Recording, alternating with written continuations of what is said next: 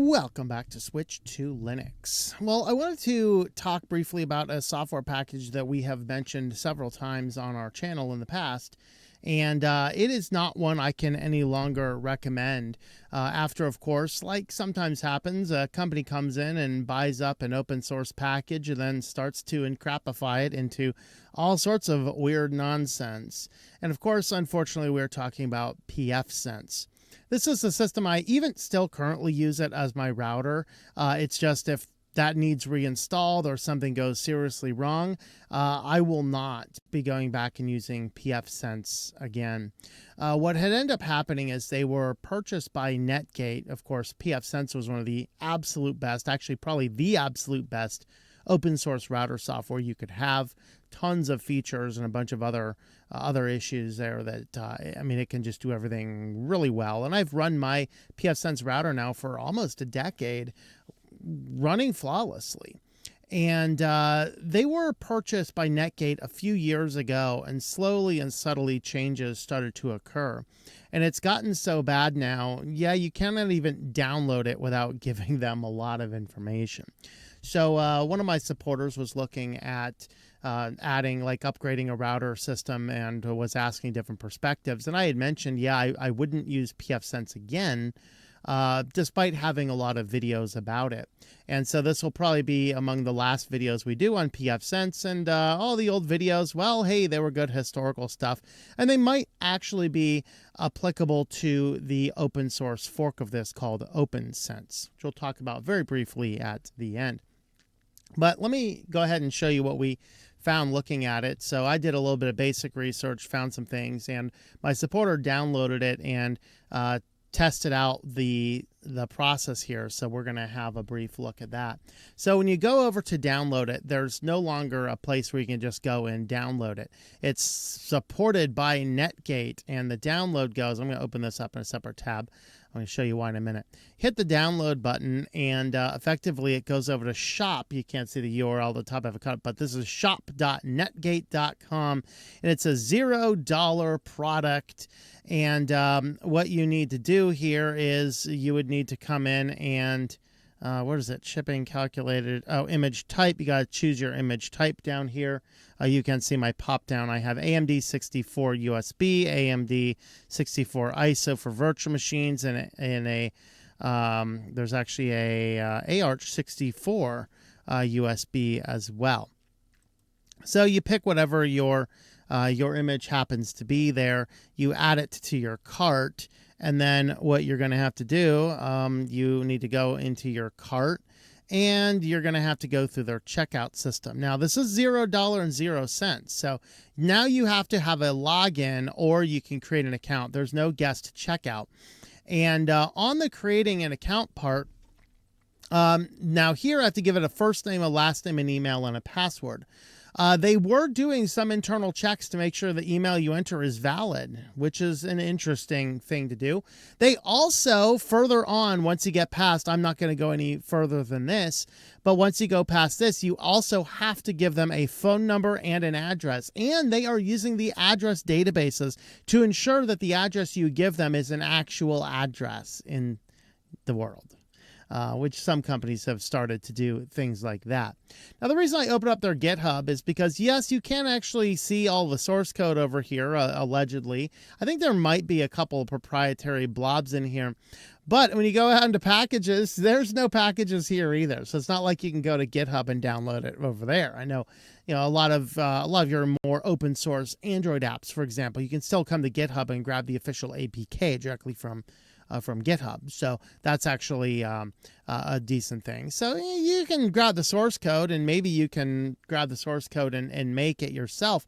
But unfortunately, this is where they are right now. You cannot download this without giving them that information. And so I was looking around, when did this happen? And apparently in last year or so, 2 years ago now, May of 2024, there's a question about you can no longer just download the ISO for Pfsense. Says he wants to download 272 and it can't. It's mandatory to have a subscription for that. He shows the page and they say Netgear has changed their way of downloading the software. And effectively what you're doing is you're downloading the Netgear package, and then once you download it and go to install it, it's going to, I'm jumping ahead of myself a little bit, but it basically, once you tell it I don't want to use the license fee, then it will filter you into the Pfsense Community Edition. So you can't download the Community Edition anymore.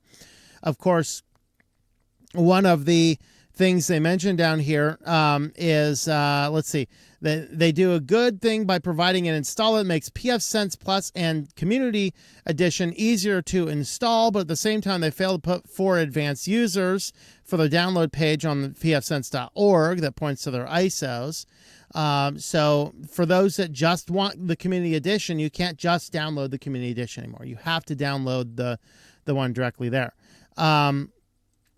I think that this was where you could. They've taken down the .org domain. Sorry, can't do that one anymore. More than okay. Registering for the CE download. Every Microsoft evaluation version requires my name and email, but the hoops are going through the store kind of suck. See, I don't even want to do that. I do not want to give them my contact information. Now, I can't remember if it's this one or if it's another one that the company had responded by saying that they did this so that they can better communicate with their customer base. Okay, in other words, we want to collect your email address, your phone number, and your physical address so that we can add you to our marketing machine, and then you can then receive our communications from us as we update you on whatever. I'm sorry, absolutely not. Is Netgate requiring a login now to download? Just went to Pfsense Community Edition download page. When I clicked it, it took me to this page where I could find the free images, add the free images to the shopping cart. That's what I just showed. He says just a couple days earlier, a friend installed it, but today it does not. So they moved this around somewhere 2 years ago. So here's the mod for the community. We're consolidating the Netgate installer for both CE and Plus, since it can install either Community Edition or the Plus.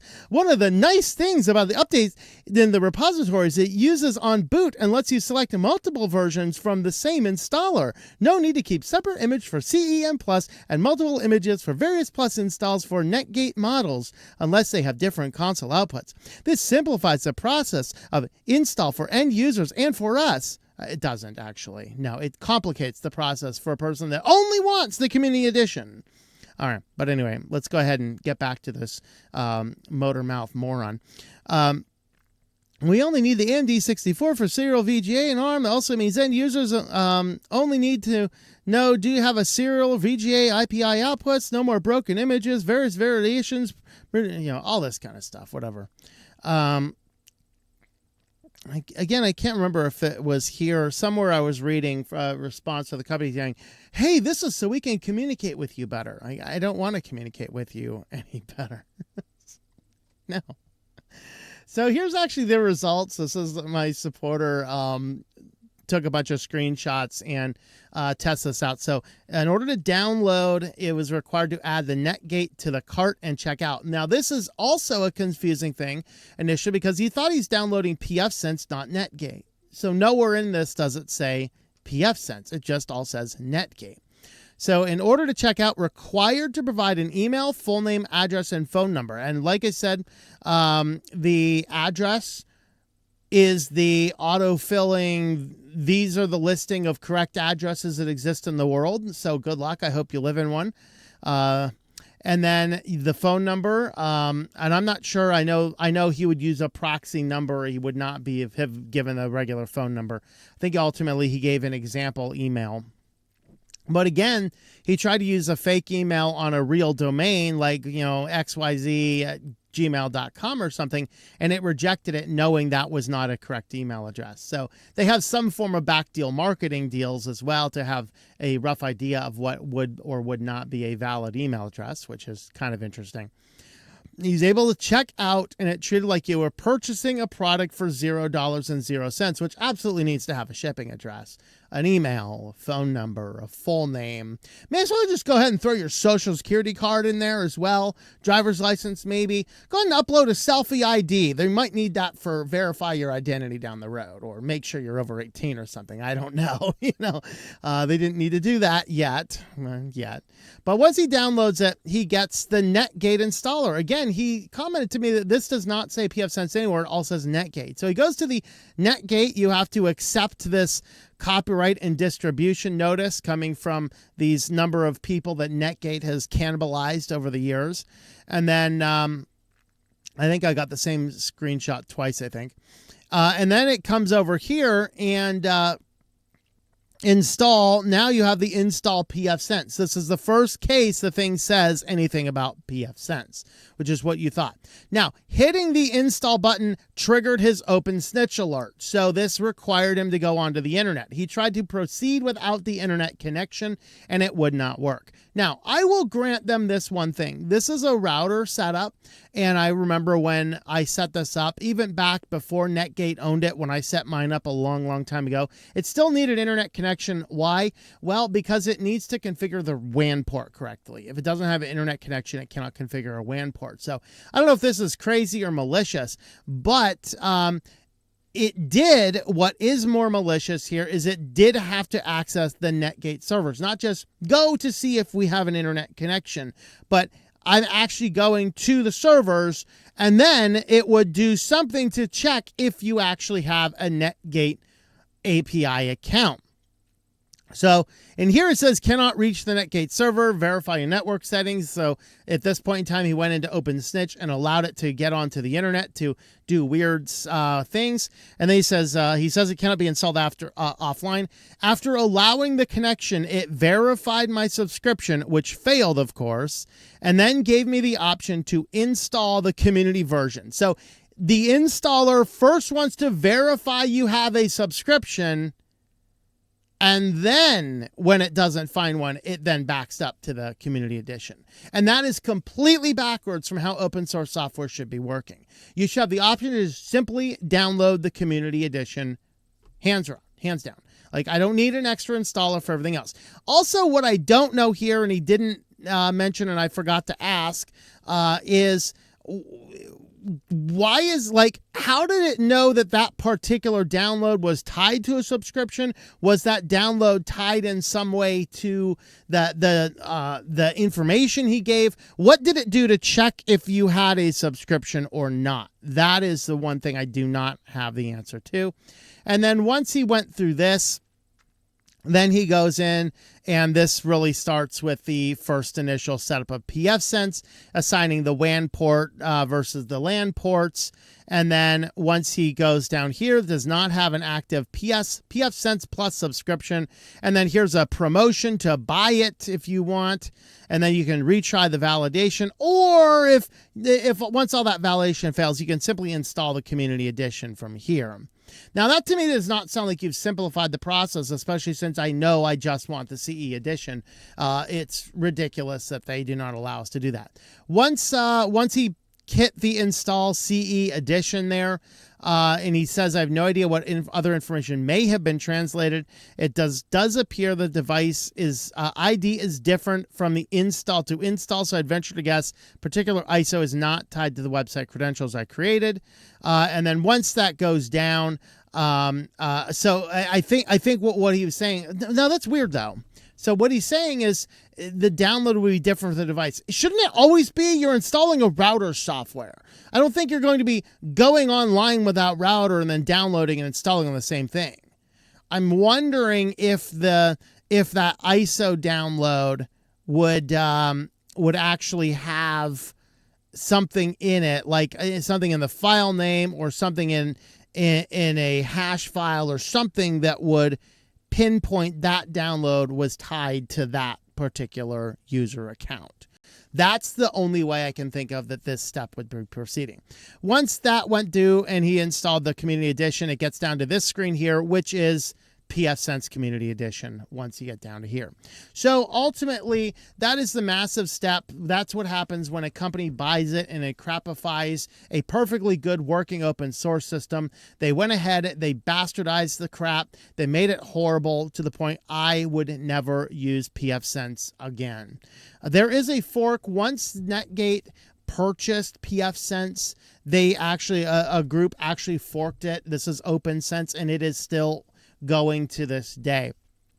So you can go to OPNsense.org, and this should, most of the old videos I did on Pfsense would be applicable to OPNsense, although it is probably starting to diverge a little bit. This one here, they only have the AMD 64 architecture, whereas they do not have the ARM-based architecture as Pfsense does at this point in time. And then there's different images that you can download. And once you click on this button here, it does actually proceed with a download. They give us the hash, and then you can go ahead and install your OPNsense. So I would no longer recommend Pfsense. Despite all of the videos we've done on it in the past, it was an excellent piece of software, but it has been encrapified by corporate interests, and that's what they always do. Everything they touch turns to defecation. Let me know your thoughts about all that in the comments down below. Thanks for watching, and I hope that you enjoy switching to Linux.